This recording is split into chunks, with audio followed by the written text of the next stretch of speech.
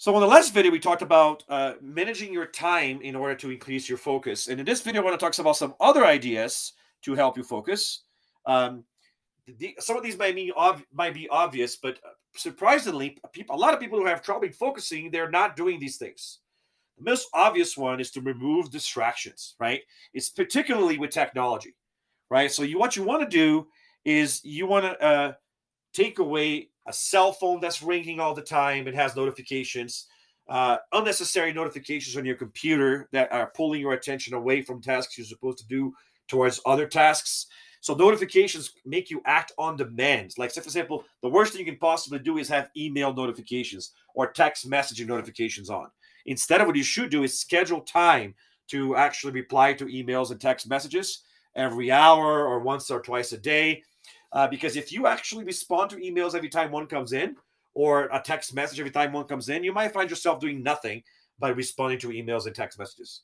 So schedule in the time periodically to do those kinds of things is way better. So disabling those notifications might be in your best interest. Uh, in my case, I even put my phone away. While I'm actually focused on a task, I don't even have my phone on me. I just put it away. And as far as my computer goes, I will for example, try to close tabs which are not necessary. And that's kind of ironic because I have lots of tasks open, but that's just my workspace. These are just pages that I use all the time. That doesn't necessarily mean that I'm actually working on all these things right now. But if I'm trying to have a really clean workspace, like say for example, I'm teaching a class or something like that, I might have not so many tabs and windows open, right? Because otherwise it will pull my attention away and make it harder for me to focus, right? So uh, the ideas here is removing media and technology distractions, closing unnecessary tabs and windows, uh, turning off notifications, or scheduling email and text reply time. So on a periodic basis. These are just some basic ideas to try to avoid a lot of distractions during your work time. And if you're trying to do a project, I would even perhaps close email and put the technology away altogether. So maybe just completely disconnect uh, as much as possible. Another thing that you want to do that's kind of related to that is to improve the quality of your work environment. That means working on a place that's quieter, a place that doesn't have a lot of distractions, a place where there's not a lot of movement or other people walking around or talking or a TV on or anything like that, so that you don't find yourself pulled away and you can actually focus. Maybe you use a headset, maybe you remove uh, like too much lighting that can be distracting or sounds that can be distracting. Make sure it's a comfortable chair or that you're standing up or the temperature is comfortable. Make sure you're physically and emotionally comfortable in your work environment, right? Which actually reminds me of another one that I forgot to do, which is take care of your physical and emotional health. That has to be a priority. If you don't have the energy, if you didn't sleep well, if you didn't exercise, you didn't eat well, you're upset about something, it's going to be very difficult for you to focus on work when you have these other more basic needs not met, right? So taking care of those basic needs is very important. Like if you're not sleeping well, you're not going to be able to focus. If you're upset because you just had a fight with a friend, you're going to have trouble focusing. If you're not eating or drinking well, if you're not exercising, you're not going to have the energy, right, or the health to do what you need to do. So you're going to have less spoons. So that's going to be very important as well.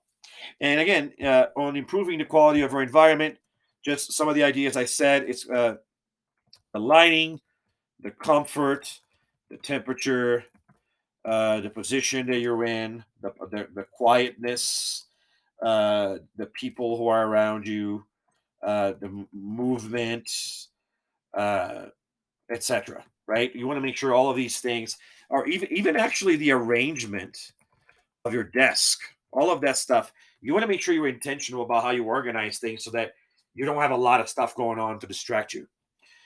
Another thing that I think that's very helpful is to add an hourly or daily goal setting and reflection step. So I talk more about that in a different video, but just having a moment where you just, and I talked about this on the timer video too. Like every time you finish one of your limit timers, it's like, okay, I'm done with this task. Take a step back and tell yourself, this is how I did during this time. This is what I'm happy about, how well I worked. This is what I feel could have gone better. Uh, this is what I'm going to do different next time, right? Taking the time to literally reflect on each of these questions can actually help improve the next time you do the work.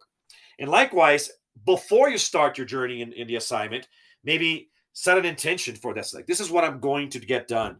This is how it's going to look like when I'm actually working. If somebody sees me working, these are the actions that I'm going to be doing. This is how I can make sure that I can stay focused. These are the strategies I'm going to put in place. This is the person that can go for help if I get stuck. Having a plan of attack to the task that you're going to take is the best way to make sure that you're ready for it. That can also help make sure that you have all the materials that you need to do your task. And so that you start on it with a good intention. And again, I have a different video that talks about reflection tasks and about goal setting. And you might not want to do a full length reflection that takes minutes to get through, just a quick minute, So for example, let's say I'm doing a video recording session and I might say something like, I think I feel like this went well. I could have done better on that. I could have improved this next time. And that's it. It might take a minute, maybe two, if you spent an hour in a recording session, right? Doesn't have to be this whole ordeal. But by putting that at the start and at the end of each of your work sessions, you can hold yourself more accountable to making sure that you do a better job. And you can even do a mini version of this if you're using your focus timer. Every time the focus timer goes off, you just give yourself a pat on the back if you did well and say, okay, now I'm going to do it again and go for it, right? So just kind of set that affirmation, make an intention setting so that you can do better on the next time, and stop for a second to reflect on how you did for the last time. So adding these reflections and goal setting, this moment where you kind of pat yourself in the back or push yourself, give yourself an affirmation, I'm going to do this, right? Can be instrumental to make sure that you increase your focus, because you actually setting your intention. You want to do this, you care, you're putting your brain to it. Another thing that is very, very important is the quality of your company. For a lot of tasks, you're going to be more productive if you're alone, right? Sometimes other people working with you might be distracting. Other times, you want to have people around you so you can have bounce ideas from and work collaboratively, right? Sometimes you have to work collaboratively to do a good job. But if you work with someone who distracts you all the time, maybe a friend who, instead of helping you focus on the task at hand, keeps making it funny statements that distract you guys, well, maybe that motivates you to keep going if it's a really boring task. But if it's something that you need to do and you know how to do it, you just kind of need help to actually get through it, and the person keeps distracting you, that's going to take away from your productivity. So you got to balance those needs, right? And make sure that you're around people who can actually motivate you to do better, not motivate you to do worse. Someone who pulls you away from your long-term goals is not someone you want to have around you. Which brings me to the idea of actually having someone in your life that is like that. Someone who's going to be an accountability partner or a collaborator that's actually going to help you actually do the task, or at least make sure that you are doing the task, right? Someone who's going to check in with you. How did you get that done? Someone who's going to hold you accountable to your goals. So the example of that is a personal trainer if you're trying to do a workout. But it could be something like, let's say I'm trying to get better at meditating 5 times a week, right? You might have a guru that works with you, or even just a friend who reminds you every day, did you do your meditation today, right? Just someone who actually checks in with you to make sure that you're doing the things you're supposed to be doing, the goals you set for yourself. So, or it could be someone who literally helps you, who does it with you. Again, a personal trainer is a great example of something like that. Another thing that we kind of talked about briefly, it's the idea of improving on your health. Sleep, exercise, and eating habits. Those are so important. Okay. If you're tired, if you're not sleeping on a good time, if you're not have a regular sleeping habit, you're not going to bed at a normal time every day, and you're waking up at the same time every day. If you don't sleep enough hours a day for you to feel recharged, which for most people is between 7 and 9 hours a day, right? If you're not going to sleep at a routine, if you sleep with too much light, if you sleep without the right temperature, if you're not exercising routinely so that you have your energy level high, if you're not eating healthy, you are going to have less energy to focus. You're going to find yourself less able to become determined. So uh, those are key things. And people often, especially people who are like hyper productive, they will think that there's like, oh, I don't have time to eat right now. I gotta focus on my job, or I can't exercise because I gotta do this. You'll find yourself doing a lot better if you actually set the time aside to take care of these things. It's never worth missing on your sleep, on your exercise, or on your eating in order to get something done. It's definitely not worth sacrificing those things to do wasteful tasks. You're just going to be like not being productive with. Although, of course, sometimes it's important to just relax and not do something that you're supposed to be doing or plan to be doing. It's good to have unstructured time. That's kind of part of relaxation as well. And I'll even add that to sleep slash relaxation, exercise, and eating habits. Because you don't want to be stressed, right? You got to make sure you take care of your emotional and mental health. So that's important too. But what I mean is like, if you're just like not sleeping because you're watching TV until 2 o'clock in the morning, or not exercising because you're sitting and watching Netflix, or you're like playing video games all day, or you're not eating well because you don't want to put the time to actually cook and shop and make good financial decisions to actually budget for a better meal, then it's like you're just being lazy about the way you're going about your health, and that's going to have consequences to productivity. Um, that's really what I'm talking about the most. And these last two are kind of like a reward and punishment system. I kind of believe in operant conditioning. I really think that does work. Yes, it is good to kind of think about the value of the things you do in order to have like this intrinsic motivation. In fact, I'm not even going to add that here because it is more important, right? So work on your motivation, and you can, and I mean this both intrinsically and external. Okay, so what I mean intrinsic motivation, what I mean is just like uh, things like think about the value of the things you have to do uh, in connection with your goals, right?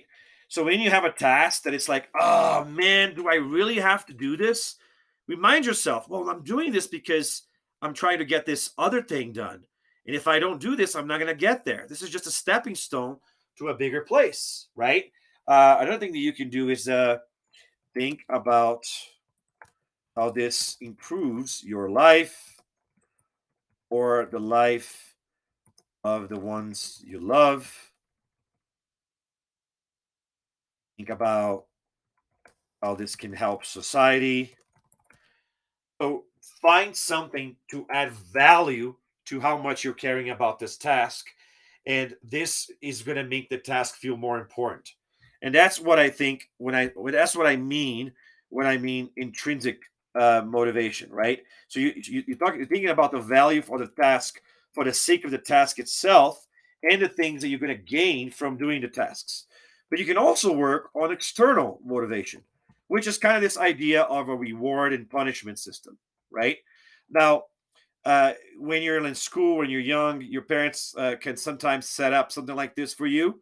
But when you're on your own, you can still kind of like have a plan to do these kinds of things. For example, a punishment system might be something where if you don't get a certain task done, then you remove some of the time that you have designed for fun or that you had designed to be unstructured, just whatever, do whatever you want time.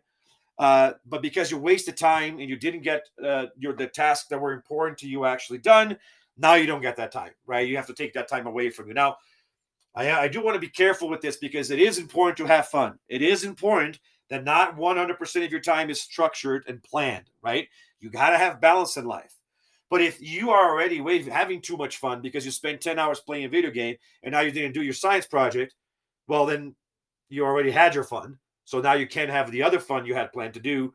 Maybe you can't go to the movies with a friend and you punish yourself and say, no, I got to go and get this project done. That's what I mean by a punishment system. Another example of what I have done that it's actually kind of a punishment system is actually um, it's what I call the pay jar. This is when you put money uh, in the jar every time you fail a goal, right? And then you can use that money later once you actually meet the goal. And that's kind of the idea. It can even be worth as a reward. So you can turn the thing that was a punishment into a reward. So instead of actually being able to use the money, you got to put the money away and you don't get to use it. Uh, Meanwhile, a reward system could be the exact opposite. You can make for yourself a system where you earn points for doing the things you're supposed to be doing, and then you keep track of that. And every time you earn enough points, that you tell yourself, okay, now I deserve to do something that I want to do, or buy something for myself that I wanted to buy. So, for example, let's say I have this target, I want to buy a new Jeep and I have the money to do it, but I'm not going to do it until I get fit. So I make a goal for myself and I say, I want to lose 35 pounds. I want to work out 3 times a week. If I consistently do this for 5 months and I lose the weight I want to lose, then I get to buy the Jeep. And until then, the money sits in a savings account, right? So you literally create a system to reward yourself and push yourself to that. Likewise, you can earn time to do something that if you achieve your goals, you can maybe earn time to spend with unstructured or just having fun, more time that you already had planned for that. Because remember, it's always important to reserve time for that. And as a last idea, you can also motivate yourself or teach yourself by association. Try to associate what you are doing, your tasks that you have to get done, with things that you like or want to do, like eating a treat while you're working, or working with a friend that you really like, or working with the music that you really like. As long as they don't aren't things that distract you, you can use that to associate the work you have to do with something positive, right? As something that you enjoy, and that might make you more likely to choose to do this work. So, this is just some ideas on how to motivate yourself and also help you focus more so that you can actually get more done. And this is not exclusive, there's lots of other ideas out there. I hope you find these helpful. And on a future video, I hope that we can talk more about some of these things like setting goals and reflections and some of these other tasks so that you can know how to do this better. See you guys then.